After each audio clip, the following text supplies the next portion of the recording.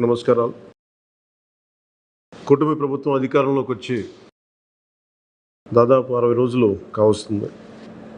నేను పంచాయతీరాజ్ శాఖ, అటవీ శాఖ బాధ్యతలు స్వీకరించిన తర్వాత పంచాయతీ శాఖకు సంబంధించి చాలా రివ్యూలు చేశాం.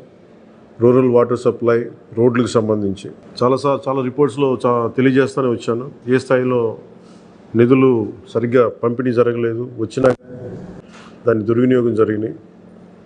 ఈ పరిస్థితుల్లో కూటమి ప్రభుత్వం చాలా చిత్తశుద్ధితోటి ఈ పంచాయతీరాజ్ వ్యవస్థని బలోపేతం చేయాలి అని చెప్పి చాలా బలమైన నిర్ణయం తీసుకున్నాం.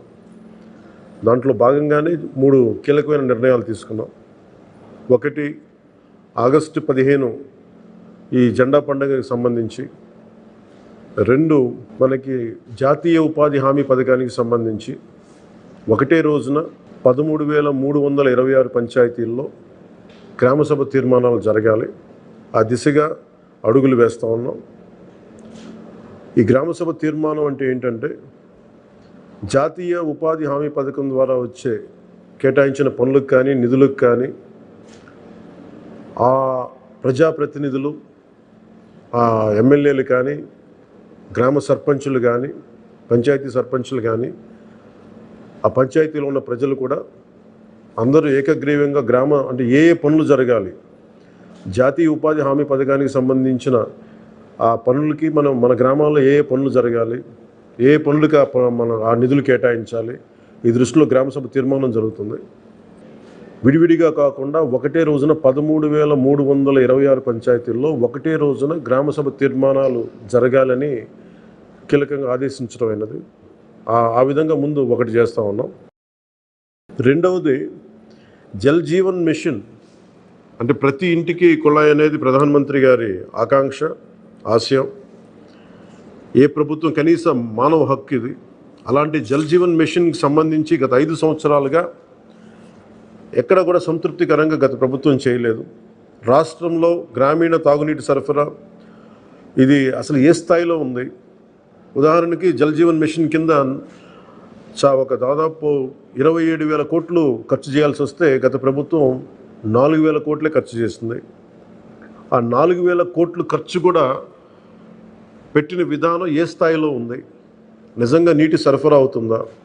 ఉదాహరణకి చాలామంది ఎమ్మెల్యేలు అందరూ కూడా నా దృష్టికి తీసుకొచ్చిందా కూడా, నాకు వాళ్ళు ఇచ్చే ఈ పిటిషన్స్ కానీ ఇవన్నీ కూడా ఏం తెలియజేస్తున్నాయంటే, పంచాయతీల్లో కానీ గ్రామాల్లో కానీ జేజే మిషన్ కింద పైప్ లైన్లు వేశారు, కానీ దానికి ఆ నీటి సరఫరా ఉండే ఇది లేదు, దానికి వాటర్ సోర్స్ లేకుండా పైప్ వేసి వెళ్ళిపోయారు.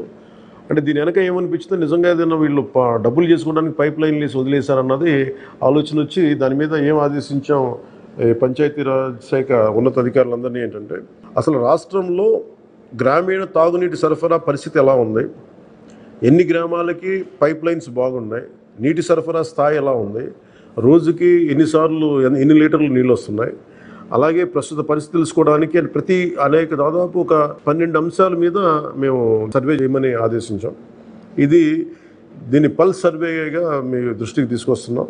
ఇది పల్స్ సర్వే చేపడుతున్నాం. దీంట్లో వచ్చిన డేటా ఆధారంగా జల్ జీవన్ మిషన్ని కూటమి ప్రభుత్వ ఆధ్వర్యంలో అత్యంత పకడ్బందీగా ప్రణాళిక రచన చేయడానికి ఈ సర్వే నిర్వహిస్తున్నాం. ఒకసారి ఈ డేటా పాయింట్స్ అన్నీ రాగానే ఏ పంచాయతీల్లో నీళ్ళు వస్తున్నాయి, ఏ పంచాయతీల్లో పైప్ లైన్లు డ్యామేజ్ అయినాయి, అసలు గత ప్రభుత్వం చేసిన 4,000 కోట్ల రూపాయల ఖర్చు నిజంగా ఆ ఉద్దేశింపు పనులకి జరిగిందా లేదా, వీటన్నిటిని కూడా ఈ పల్స్ సర్వేలు మనకి తెలిసి వస్తాయి. దీని సమూలంగా ప్రజలందరికీ సమీప భవిష్యత్తులో తెలియజేస్తాను. అలాగే గ్రామ పంచాయతీలు, పంచాయతీరాజ్ వ్యవస్థ బలోపేతం కావాలంటే సర్పంచ్ వ్యవస్థ చాలా కీలకమైంది.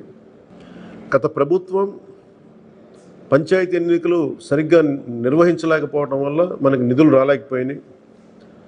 చాలాసార్లు మేము అధికారంలోకి రాకముందు పంచాయతీ మనకి సర్పంచ్లందరూ మా దృష్టికి తీసుకొచ్చింది ఏంటంటే, కనీసం మాకు బ్లీచింగ్ పౌడర్ కూడా మాకు కొనుక్కునే డబ్బులు లేవు మా దగ్గర. వాళ్ళ అకౌంట్లో పడ్డా కానీ డబ్బులు ఈ ప్రభుత్వం ఈ డిస్కౌంట్స్కి అని చెప్పి డబ్బులు తీసేసుకున్నారు.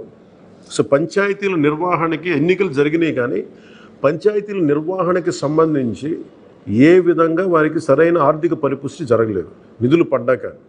ఆ నిధుల దుర్వినియోగం జరిగింది, అది మీ అందరికీ తెలిసిందే. దానికి మరింత వివరంగా ఎప్పటికప్పుడు తెలియజేస్తాం. సో ముఖ్యంగా పంచాయతీరాజ్ వ్యవస్థని, సర్పంచ్ వ్యవస్థని బలోపేతం చేయాలన్నదే మా కూటమి ప్రభుత్వం తాలూకు ఆశయం, ఆకాంక్ష. దాంట్లో భాగంగా ఇప్పటిదాకా గత 30 సంవత్సరాలుగా, గత 1990 నుంచి ఇప్పటిదాకా ఎప్పుడు మన 15 ఆగస్టు పండగ జరపడానికి ఇప్పటిదాకా నిధులు ఇప్పుడు సమకూర్చలేదు. చాలా నామకే వాస్తే నామమాత్రంగా ప్రతి పంచాయతీకి, చిన్న పెద్ద పంచాయతీలకి 100 రూపాయలు, చిన్న పంచాయతీలకి, పెద్ద పంచాయతీలకి 250 రూపాయలు చొప్పున ఇచ్చేవారు. ఒకవైపేమో గాంధీ గారి కలల కన్నా పల్లెలు పట్టుకొమ్మలు అంటూ ఉంటాం, గ్రామీణ స్వరాజ్యం అని మాట్లాడతాం. కానీ ఎన్నికల్లో నిలబడ్డ పంచాయతీ సర్పంచ్కి మటుకు జెండా పండుగ నిర్వహించాలంటే వాళ్ళకి ఇచ్చే డబ్బులు 100 రూపాయలు, 250 రూపాయలు. ఈ రివ్యూ మీటింగ్స్లో మాకు తేలింది ఏంటంటే 100 రూపాయలకి, 250 రూపాయలకి 13,326 పంచాయతీల్లో ఏం చేయగలరు? మేము ఒకటే ఆదేశించాను, రాగానే చాలా ఘనంగా జరుపుకోవాలి. గాంధీ గారి ఈ గ్రామ స్వరాజ్యాన్ని నిజంగా మనం ముందుకు తీసుకెళ్లాలంటే ఆ స్టేట్మెంట్ చాలా బలంగా ఇవ్వాలి. 1994లో ఇచ్చిన జీవో 100 రూపాయలు, 250 రూపాయలు, ఒకటి స్వాతంత్ర దినోత్సవానికి, 2 గణతంత్ర దినోత్సవానికి, వాటిని పెంపొందించేలాగా, వాటిని పెంచేలాగా ఒక కీలకమైన నిర్ణయం తీసుకుంది ఈ కూటమి ప్రభుత్వం. ప్రతి ఒక్క పంచాయతీలో సర్పంచులు తలెత్తుకొని సగౌరవంగా జెండా వందనం చేసేలాగా రాష్ట్రంలోని ఎన్డీఏ ప్రభుత్వం నిర్ణయం తీసుకుంది. ఆగస్టు 15న స్వాతంత్ర దినోత్సవ వేడుకల నిర్వహణకు నిధులు కొరత లేకుండా చేశాం. చిన్న పంచాయతీలకి 10,000 రూపాయలు, మేజర్ పంచాయతీలకి 25,000 రూపాయల చొప్పున నిధులు సమకూరుస్తున్నాం. దానికోసమని జీవోను కూడా రిలీజ్ చేశాం. దీనిని పంచాయతీ సర్పంచులు దీన్ని